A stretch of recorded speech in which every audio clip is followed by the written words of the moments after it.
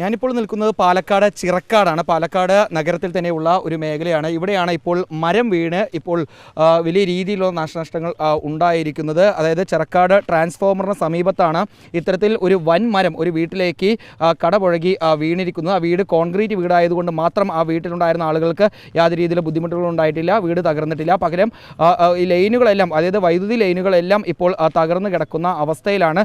തൊട്ടിപ്പുറത്തൊരു ചായക്കടയുണ്ട്. ആ ചായക്കടയിലെ ആളുകൾ ഇരിക്കുന്ന സമയത്താണ് ഇത്തരത്തിലൊരു അപകടം ഇന്ന് രാവിലെ 11 മണിയോടുകൂടി സംഭവിക്കുന്നത്.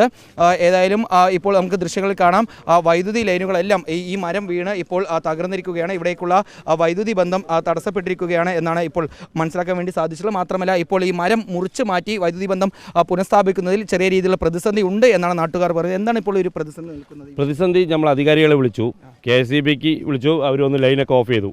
നമ്മൾ പിന്നീട് വിളിക്കുന്നത് ഫയർഫോഴ്സിനാണ്. അവർ പറയുന്നത് ഞങ്ങൾക്ക് ഇത് ആയിട്ട് യാതൊരു ബന്ധവുമില്ല, ഇത് വീട്ടിൻ്റെ ഉടമസ്ഥ മുറിക്കണം എന്നാണ് പറയുന്നത്. പൊതുസ്ഥലത്തുള്ള മരം തെങ്ങ് വീണിട്ട് പന വീണിട്ട് വീട്ടിൻ്റെ ഉടമസ്ഥ മുറിക്കണം എന്നുള്ളത് അനാസ്ഥയോടെ പറയുന്നത്. അപകടങ്ങൾ ഉണ്ടാകാതിരിക്കാന്നുള്ളതാണ് നമ്മുടെ ആവശ്യം.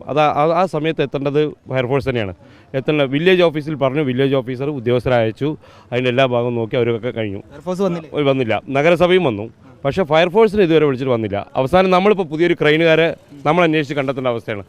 ബുദ്ധിമുട്ടാവണ്ടെന്ന് വെച്ചിട്ട് ഇവിടുത്തെ കറണ്ടും ഇല്ല, ജനങ്ങൾക്കും ബുദ്ധിമുട്ടാവാൻ വേണ്ടി എത്രയും പെട്ടെന്ന് കഴിയണം എന്നുള്ളത്. ആളുകളെല്ലാം ഇവിടെ ഈ ചായക്കടയിലുള്ള സമയത്താണ് ഈ മരം വീണത്. മരം വീണത്.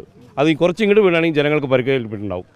അത് വീട്ടിലായതുകൊണ്ട് RC വീടായതുകൊണ്ട് അങ്ങനെ ഒരു ബുദ്ധിമുട്ടില്ലാതെ പോയി. അതായത് ഞാനിപ്പോൾ നിൽക്കുന്ന ഈ അപകടം സംഭവിച്ചില്ല വീടിൻ്റെ തൊട്ട് മുന്നിലായി തന്നെ ഈ കാണുന്നതാണ് ഒരു ചായക്കട. ഈ ചായക്കടയിൽ ആളുകൾ ഉണ്ടായിരുന്നു. ഈ അപകടം നടക്കുന്ന സമയത്ത് അവർ ഈ ചായക്കടനകത്ത് നിൽക്കുന്ന സമയത്താണ് ഇത്തരത്തിൽ മരം വീണതെന്നാണ് പറയുന്നത്. ഏതായാലും 11 മണിയോട് കൂടിയാണ് ഇത്തരത്തിൽ ഒരു അപകടം സംഭവിക്കുന്നത്. തൊട്ടിപ്പുറത്ത് തന്നെ ഒരു ട്രാൻസ്ഫോമർ ഉണ്ട്. ആ ട്രാൻസ്ഫോമറിൽ നിന്നും ഇവിടുത്തെ വീടുകളിലേക്ക് പോകുന്ന വൈദ്യുതി ലൈനിലേക്കാണ് ഈ മരം വീണിട്ടുള്ളത്. ഏതായാലും പെട്ടെന്ന് തന്നെ ഈ സ്ഥലത്തുള്ള ഒരു ഉദ്യോഗസ്ഥർ എത്തി പെട്ടെന്ന് തന്നെ ഇവിടെയുള്ള ഈ ഫ്യൂസ് ഊരിക്കൊണ്ട് വൈദ്യുതി ബന്ധം പെട്ടെന്ന് തന്നെ വിച്ഛേദിക്കുകയായിരുന്നു. അതുകൊണ്ട് തന്നെ വലിയ രീതിയിലുള്ള അപകടങ്ങൾ സംഭവിച്ചില്ല. പക്ഷേ ഇപ്പോഴും ഈ മരം ഈ വൈദ്യുതി ലൈന് മുകളിൽ വീണ് കിടക്കുകയാണ്. അതുകൊണ്ട് തന്നെ ഇപ്പോൾ ഈ മേഖലയിലുള്ള വൈദ്യുതി വിതരണം പൂർണ്ണമായും തടസ്സപ്പെട്ടിരിക്കുകയാണ്.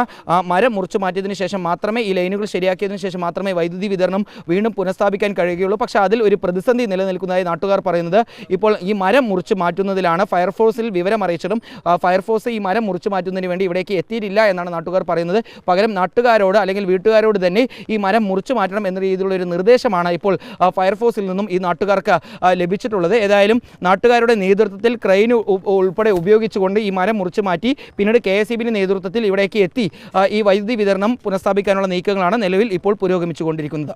വീഡിയോ ജേർണലിസ്റ്റ് വിനൂസിക്കൊപ്പം റിപ്പോർട്ടർ ഇക്ബാൽ അർക്കലിൻ, റിപ്പോർട്ടർ പാലക്കാട്.